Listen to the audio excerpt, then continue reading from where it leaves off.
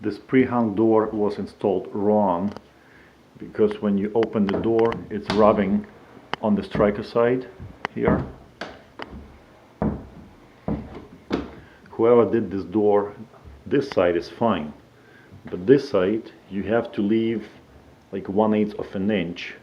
I usually take a quarter and run a quarter across to make sure I have enough room for the door to expand in the summertime as well. So how are we gonna fix this fast and quickly?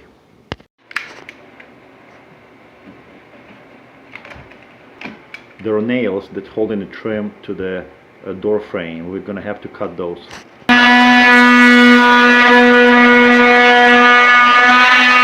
I have a tool which is available in every store.